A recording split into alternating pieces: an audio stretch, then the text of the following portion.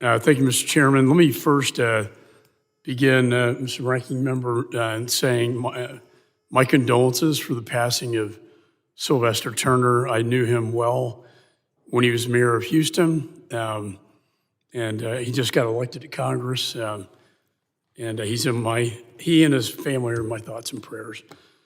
Dr. Pillsbury, good to see you again. If y'all haven't read his book, 100-Year Marathon, I highly recommend it. It is the authority, I think, on China, communist China.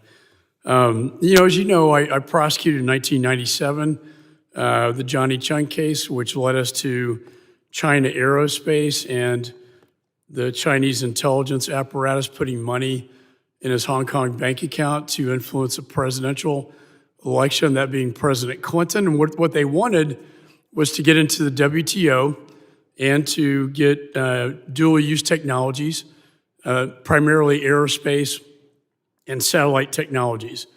And guess what? They got it. And they continue to get it today. They steal it, but we don't have to sell it to them.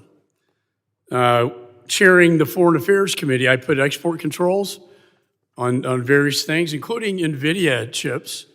In 2024, the problem was, but in 2022, NVIDIA had already sold these chips to China. So that, along with OpenAI, all of a sudden DeepSeek pops up, and we realize that China now has AI technology.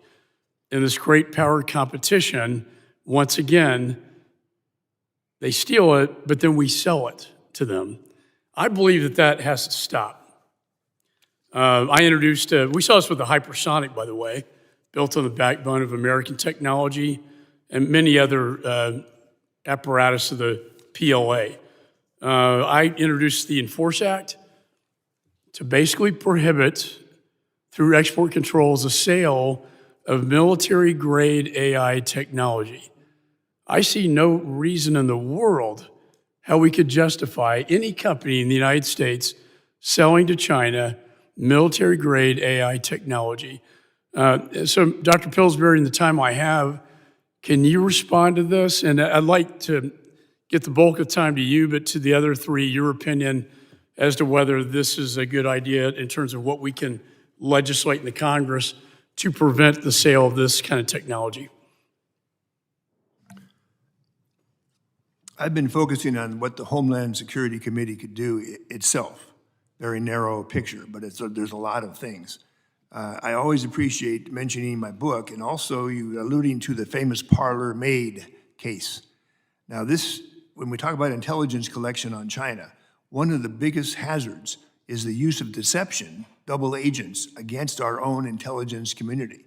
This committee has got a wonderful website. You're putting up each of the cases like this on your website. So I just want to commend you. I don't know of other committees that are in real time putting up examples like this. And when you say parlor maid, that was my FBI agent, J.J. Smith, sleeping with the Chinese spy that he cultivated as an asset for 10 years, who was reporting back to Beijing. Intelligence collection is always vulnerable to deception. And in the case of China, I did a study of a lot of textbooks and books on grand strategy, how they see the world, how they see their own history. And the word deception kept coming up over and over and over again. So our problem with foreign intelligence collection, somebody can recruit a really wonderful source or place a wonderful device and get all kinds of intelligence, get promoted, get a bonus.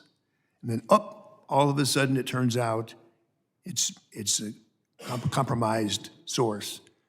In the case of Parlor Maid, what I call it for in the book is the FBI should have put out a notice that the last, let's say, 25 reports by Parlor Maid probably were under the control of Chinese intelligence and were false.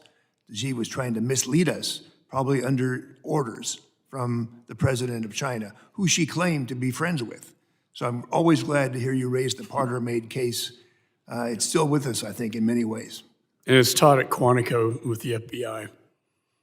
Do you any thoughts on the Enforce Act? I know it's a different committee, and I apologize for that, but this is the Congress as a whole. Would that be a smart thing for us to do? Yes, I think so. But before you came in, I hope you'll forgive me. I advocated that this committee visit China with a well-organized agenda of questions. If the Chinese accept and give you the right people to see, you could go into the fentanyl issue, you could go into things that are in your jurisdiction, and hopefully the House Foreign Affairs Chairman would not block Homeland Security visiting China. I don't think so, but I've been sanctioned. That may be a problem for me personally. And is it a good idea to block the sale of AI military-grade technology? Maybe just get a quick yes or no. Yes. Yes. Everyone agrees. Okay, thank you.